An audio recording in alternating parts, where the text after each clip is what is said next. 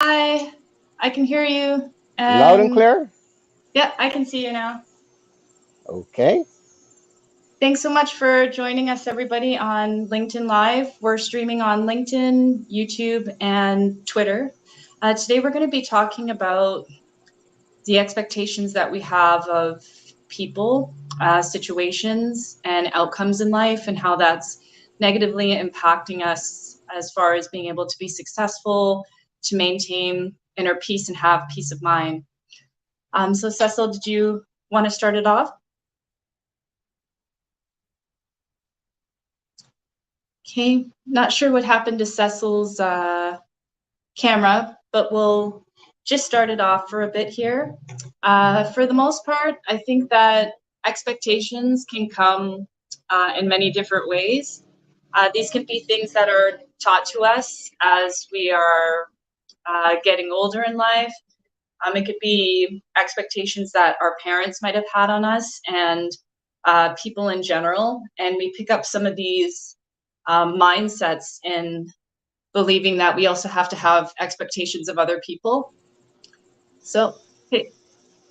So Cecil, did you want to add your input? Yes. Let me start by giving an example. This young lady is consider herself the matriarch of the family, and what she does is she does everything for everybody in the family. And however, if she were to ask someone to do something for her, like for example, her mom was not well, and she asked her sisters to kind of babysit for her so she can go and have a good time, and Mhm. nobody wanted to help. So the challenge is that to begin with, a lot of times we create these problems and we expect something in return.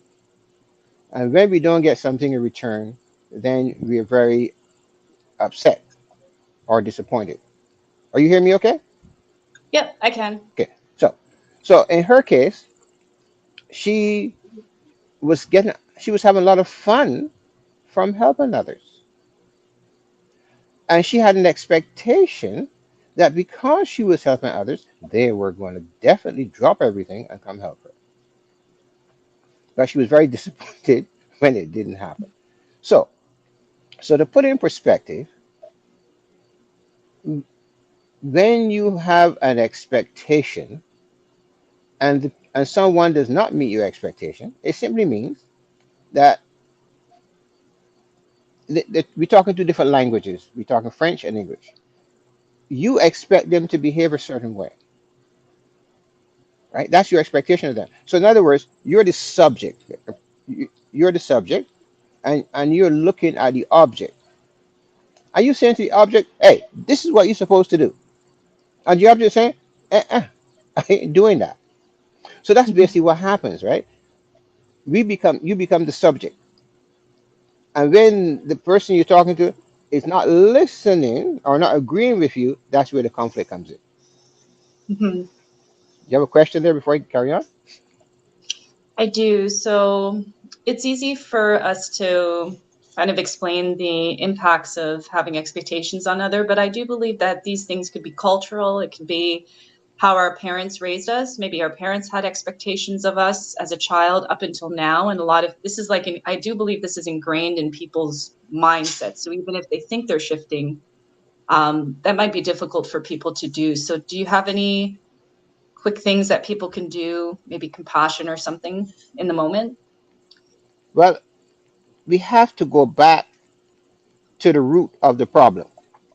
Right. Nobody should upset you, Hmm. right? So if you want, so that's the first thing you got to understand. If somebody's upsetting you, we need to inquire into why they're upsetting you. And if you look, if we were to go back, you would see it was a part of our conditioning. You learned that from someone. That's not something that you were born with.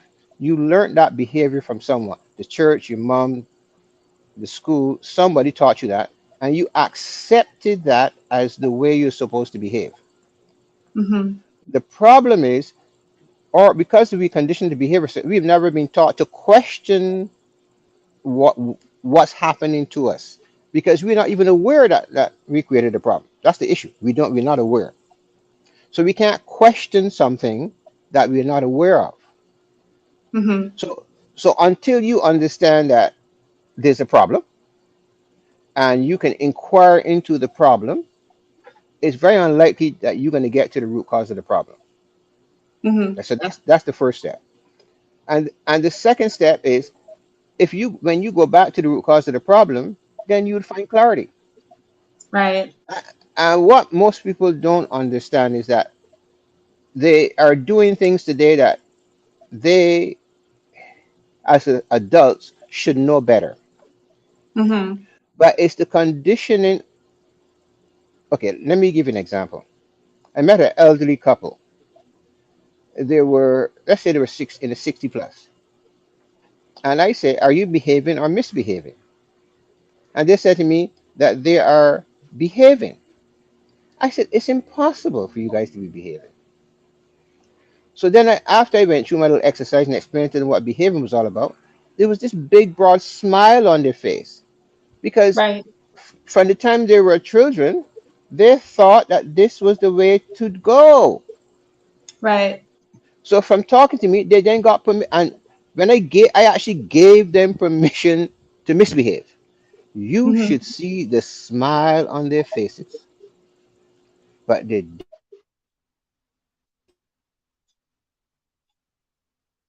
in my opinion, means that you're alive.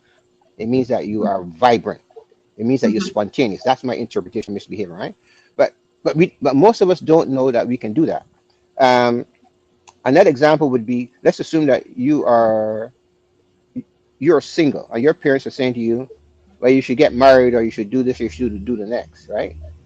Mm-hmm. That's if you got to understand it. That's their perception of what life is supposed to be, Right. right? And they're trying to impose their perception on you. In other words, you're not supposed to think. They're doing the thinking for you. So yes, as a child, at some point they did it. But now you're an adult, you need to take responsibility for doing your thinking. But unfortunately, it's so ingrained in you, and these people are so close to you that what they're saying is gospel, and Mm-hmm. you don't know what to do about it because it hurts, right? And it hurts because they have one expectation and you have another one, and there is a mismatch, right? That's where the problem comes in, is when one person has a way of things supposed to be and the other person has a different perspective.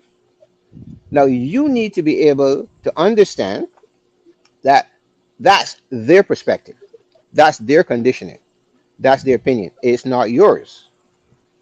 But you were not told that you can have an opinion in this particular situation, so you're struggling with it because you're saying, well, it's my mom or dad or whoever it is and they must know, right?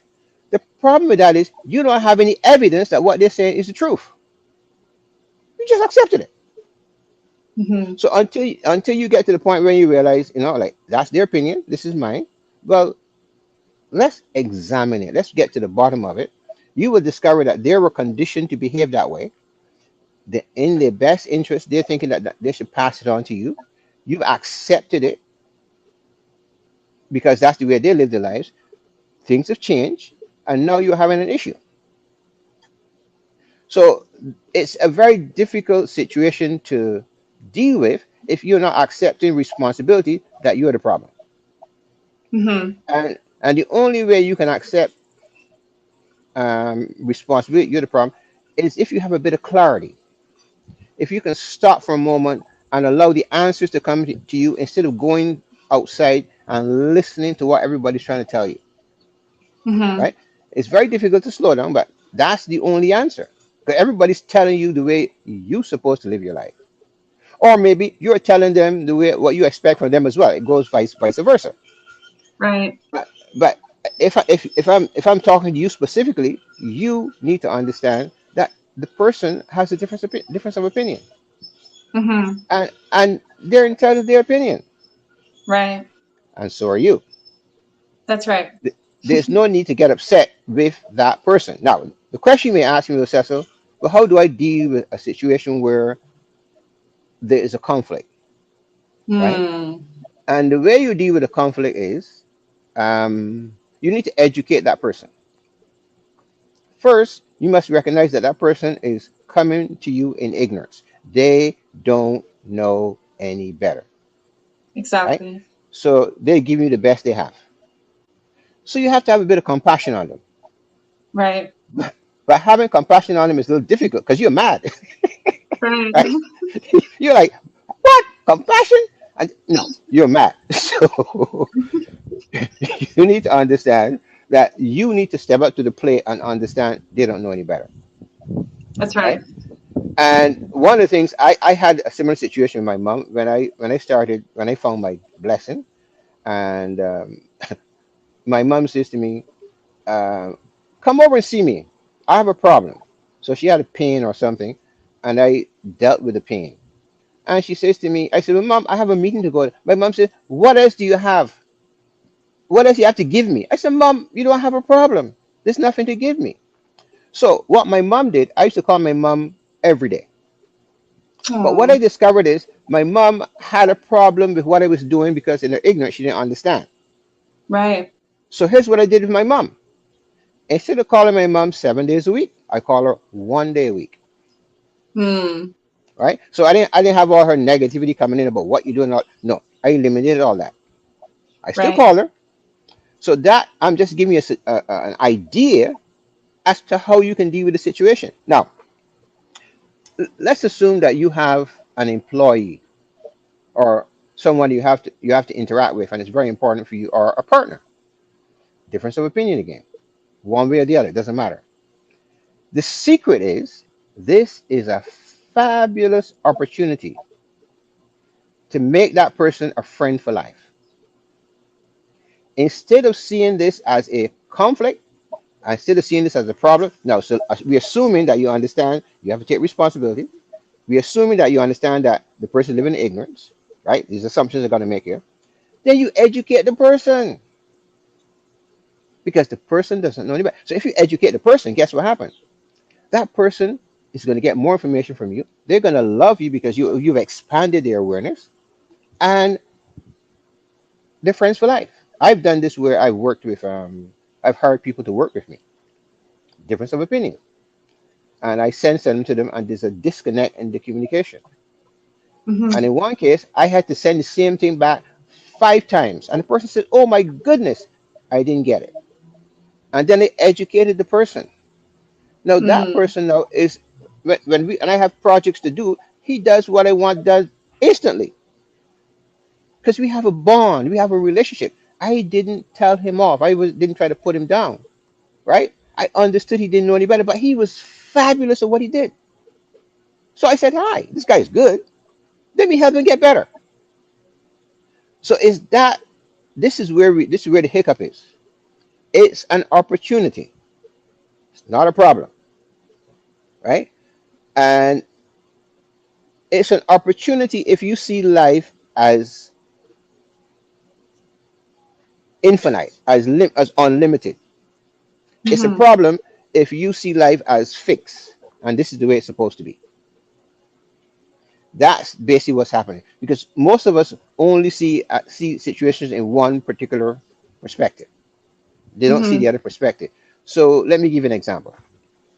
This gentleman we was talking to him about my book, and he said, "Cecil, I got a problem." I says, "What happened?" He said, "In Toronto, they're shooting." I said, "Yeah." He says, "People are shooting." I said, "So?" He says, "I'm afraid to go to the supermarket." And I said to him, "Okay." I said to him, "Okay, now the two sides to the street. On one side, they're shooting, and you're over there, and you're afraid to go to the supermarket. Now I'm on the other Hmm. side over here, the same side of the street, and I don't have a problem. Over here on your side, there is shooting, there's ambulance, there's fire things, there's noise, there's all kinds of confusion on the side. On my side, there's nothing. As a matter of fact, the guy who's creating all the mischief on your side comes over and say hi to me. We have a good little chit chat, and then he goes back over there and shoots some more people. I Hmm. says it's a perception, and on Right. top of that, I was explaining to him he had this fear that this was going to happen. Hmm. So if you have that fear and you have a fear of a dog or someone, then whenever you see that person, you're gonna have a disconnect. That's a something from an emotional level, something you learn as a kid. So because you Right. have that, the person is going to respond to you that way. If you have a fear, Yeah. that's what's going to happen to you. But if it doesn't really matter, well, it doesn't matter. Right. So you're free.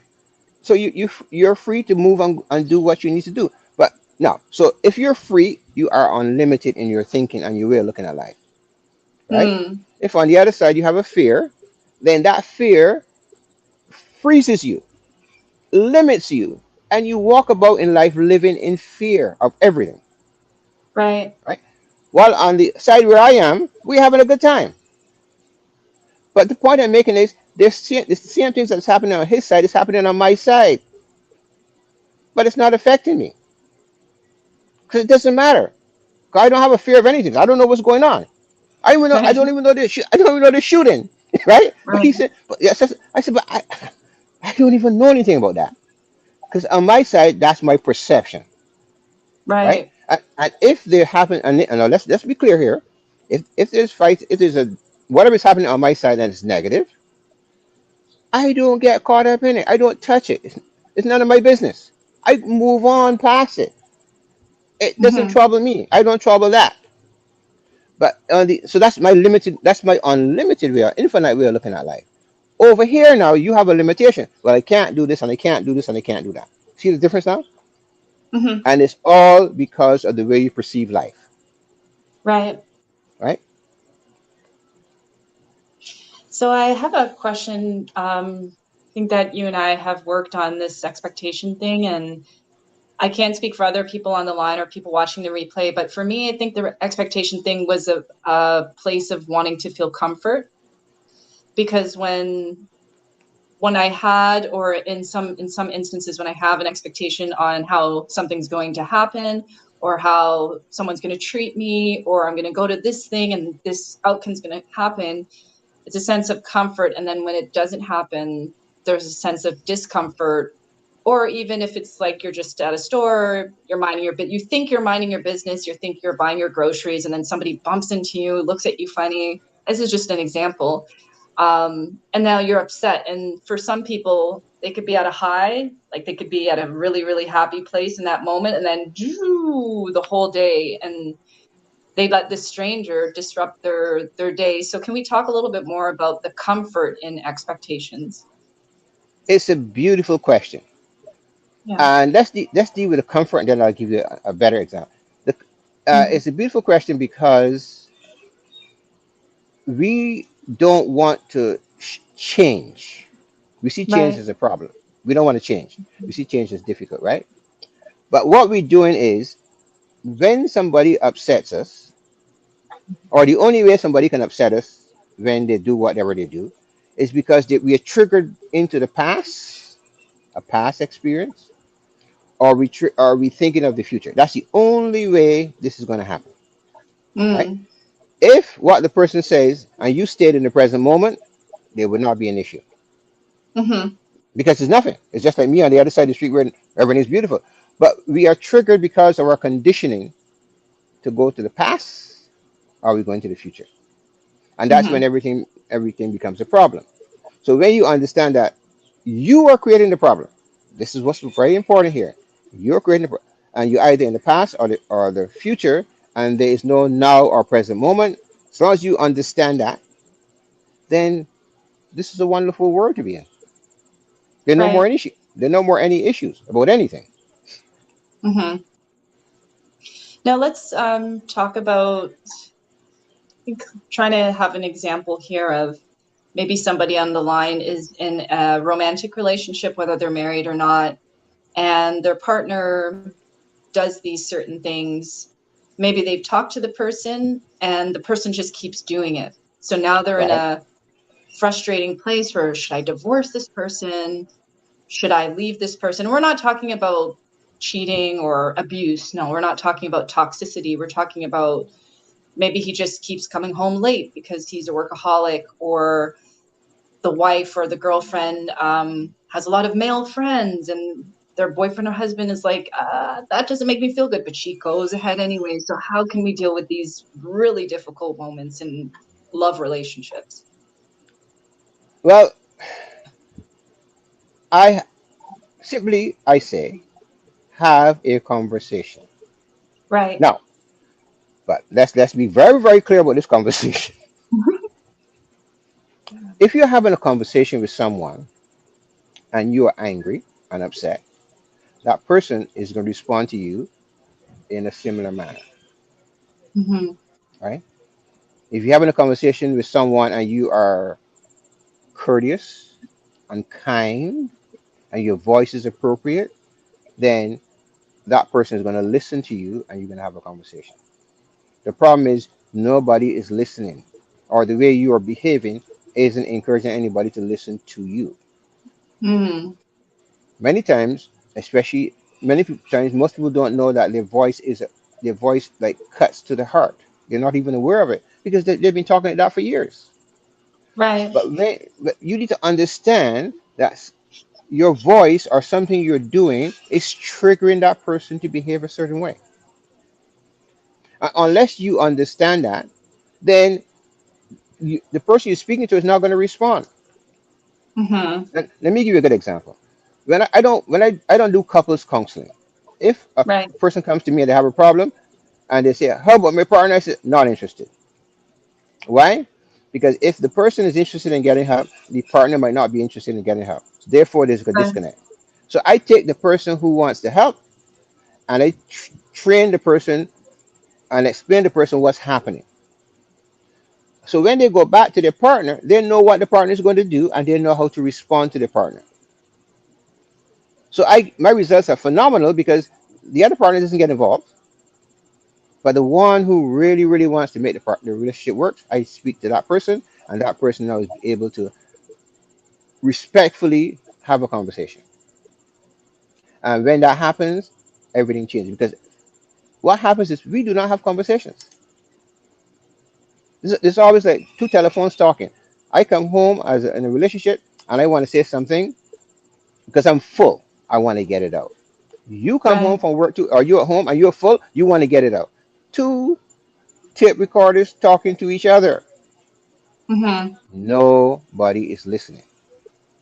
So when clients come to me, I say, okay, I teach them how to calm themselves down.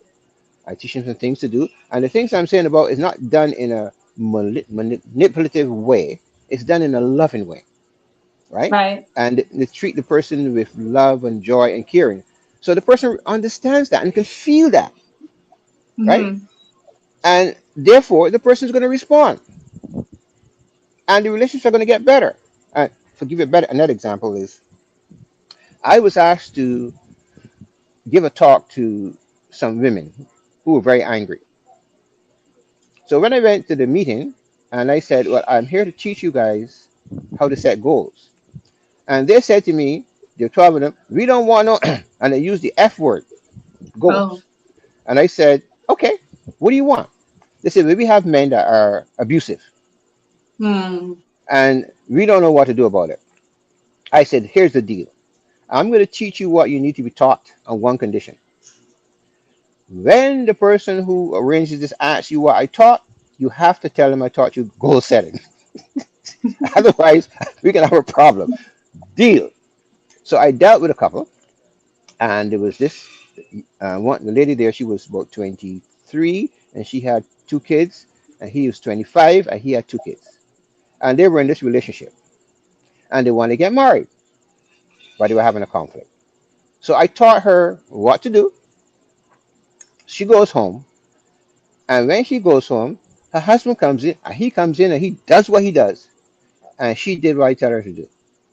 And he said to her, "Where did you go today? Who did you see?" She said, "I met this guy called Cecil." She says, "Get him on the phone. We got to go see him." Because he spotted the change in her behavior. He says, Hmm. "Get her on the phone." And we actually met and they actually got married. Oh. They didn't have any money, but he went on a honeymoon. Right. Right? So that's how beautiful it is, right?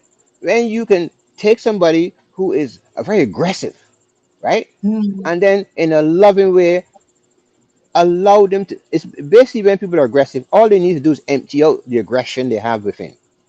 No Right. matter how aggressive, you need to allow them to empty out that aggression. So, for example, if I give you a simple example, is let's say you're talking to somebody and they're very aggressive to you, and you were to acknowledge when they make a statement. So they say you're dumb. You say okay. You're stupid. You say okay. So they're talking to you in this form of voice. As you continue acknowledging what they're saying about you, the negative things they're saying about you, they are going to empty out. They don't have anything else to say. They're going to get to the Right. point where there's nothing else to say, and they're Mhm. like, "What do I do now?" Right? I was teaching once, and this lady was one of my seminars, and the husband came home and says, "I got my finger, and my finger is hurting me." And she just remembered me. She says, "I was going to tell him to go jump in the lake. You're a man, fix it." She says, "But I did what you suggested." She says, "We were we just bought a house in Whitby. I'm from Toronto, right?" And she says, "I talked to him, and we bought a house in Whitby, and it was a brand new kitchen. And after that, we made love in the kitchen. Don't ask me any more questions, right?" The point I'm making is you can easily diffuse all of this situation. You have a boss, it's the same thing. You can diffuse it if you understand that the person is angry, that they're full, and the only way for you to have a conversation with that person is to allow them to empty out. Right. And when you do that with one person, whoever it is, they're gonna love you because next time they see you, they're gonna say, "Oh, he or she made me relax." So when you learn how to take responsibility and you turn these so-called problems into possibilities and opportunities, that's infinity. There's Mhm. no more limitations and fighting and screaming and struggling. There's no misunderstanding. It's just joy. Right. And that is when you begin to understand that you have the power to take those situations which you consider negative and turn it into a wonderful, loving opportunity to help Mhm. mankind, to help the people around you. That's how easy it is. But if you don't know any better and you get caught up in your conditioning and you believe you're right, like the lady who's the matriarch and she was looking after the whole family, she thought they're supposed to do things back for her, and they all disappointed her. So we've been working together, and now she's beginning to get a better understanding and a better appreciation. She's still a little angry with him, but she's getting a bit appreciated, and that's what it's all about.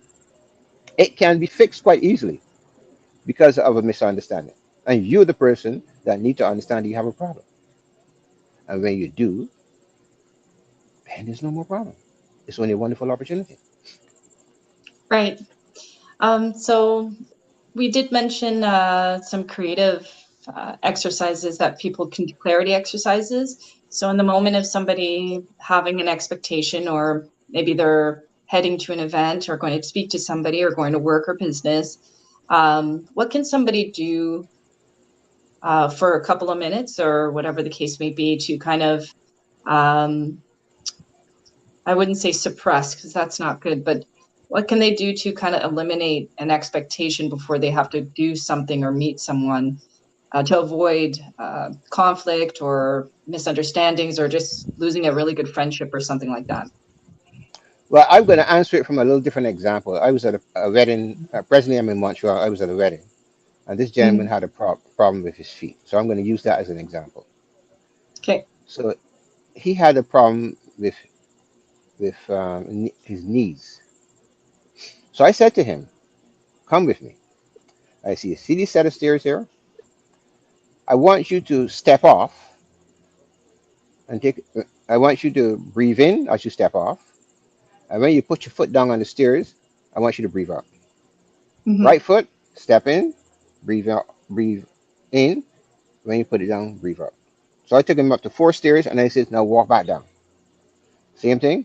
Left foot, move it. You breathe in. When you put it down, you breathe out. Right? He was shocked. But what happened is he was all wound up. He said, "But Cecil, this is so simple." The problem is he was so wound up in his life that he, like, you know what I'm saying, when you're talking to people and they're abusive to you and you acknowledge them, how they unwind? He was Yeah. all wound up. He was all wound up. He didn't know it. And I said to him, but the problem with you is that you all wound up.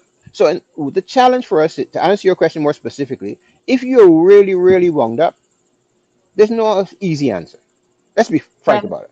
Because if you're wound up, you can't do anything. You can't. There's no clarity. There's nothing. Right. So it's not an easy fix, an easy example. Is that if you really want, if you are really serious about it, and it's important for you, you need to commit to doing something about it. But if you Exactly. try to have a quick fix and say you have a drink of coffee or whatever like that, it's only temporary. That's What right. I'm talking about is I'm not interested in temporary. Why am I going to do it temporary when I can have it permanently? Why can I have all the be live in infinity? Why am I going to live in a limited situation? So Mm, most people that might be listening here are looking for a quick fix. right. I'm just being respectful here. From my Mhm. experience, everybody want a quick fix, right? Right. But then they realize that the quick fix don't last too long, and then they run back to me and say, "Well, what happened?" I said, "But you asked me for this, and I told you it isn't going to work. It's going to work for like half an hour. Then you're going to forget what I teach you." And you said, "Oh no, I can remember." I said, "What you back here for?" He says, "Okay, you told me I have to marinate in it. You told me I need 6 weeks to sit in the program, and I need to, and you need to help me. Let's do that." So there's no quick fix because it's a habit, right? So you cannot, quick fix is not going to work. And you are all wound up. First, there's two things here. You're wound up first weekend with. So you might not even be able to hear what I'm saying today. You so Right. wound up, be forget about, hey man, I want it now. Yes, but you need to understand on the line behind that, you're wound up. And like the gentleman I was talking about who had a problem with his knees, although he understood and his knees got better, he realized how wound up he was. So it's not Mm, a simple thing where you say you get it and it's done. You need to invest some time in yourself. And the problem that we have is for ourselves, if it's for an investment, it's for a car or house or something like that, an external thing, we are happy to find the money. We always have the money. It's for the kids. You have the money. But when it comes to ourselves, we have difficulty understanding that we're important. We have difficult understanding that we need to invest some time in ourselves. I mean, I have mentors and coaches who don't spend any time on themselves, but they're good at serving others. So when I mhm. talk to them, I say, well, what's going on here? They say, oh, but they're all wound up too. So they're not even aware. The thing important point I want to make is if you're not aware of what's going on, there's a problem, right? The techniques that anybody can share with you is not going to work if you're wound up. You have to become unwind first. And if you spend the time and invest the time to do that process, then whatever you want is possible because you have the clarity. You can think clearer. There's less Mhm. conflict. There's less confusion in your life. I absolutely agree. Anybody on the line, if you have any comments or questions, let us know below. Also, anyone watching the replay, please leave your questions and comments below, what you think of this live stream. If you have any questions for Cecil about expectations or maybe some of the other topics that we've done in the past few weeks. And how can people contact you, Cecil? Well, first I'll tell you a little bit about myself. My name is Cecil McIntosh. I am a relaxation expert. And what I basically do is I help you rewire your inner thinking so that you are no longer stuck in the hustle hamster wheel to reach your full potential. And how do we do that? We have some. I have what we call the freedom entrepreneur effect, and in that we look at merging your gifts with who you are. We talk about who you are because most of us don't know who you are. When you merge your gifts to who you are, there's no more the left side where there's fighting and the right side where there is infinity. It becomes one. That's what I do for you. Now I have an ebook. It's called Draw Back the Veil, and you can find it at Cecil CECIL ebook.com. CECILEBOOK.com. And this ebook explains the foundation of what I'm talking about. Why is there a side where there's a limitation and why on the other side there's infinity? How is that possible? On the same Mhm. side of the street. Excellent. And what we'll do is we will leave a link to Cecil's ebook in the comments. So anyone watching right now, anyone shortly after this live stream, I'll put a link to the comments to his free ebook so you can get all the gems of wisdom that he has to offer. And I know some people were asking, Cecil and I will be doing this every week. Please stay tuned to my LinkedIn invite or event post, usually posted in the middle of the week, usually on a Tuesday or Wednesday. So stay tuned because we have another topic for next Sunday at 10 a.m. Mountain Daylight Time. I believe that is 11 a.m. Pacific Standard Time and 12 p.m. Eastern Standard Time. Yep. Yes. Yep.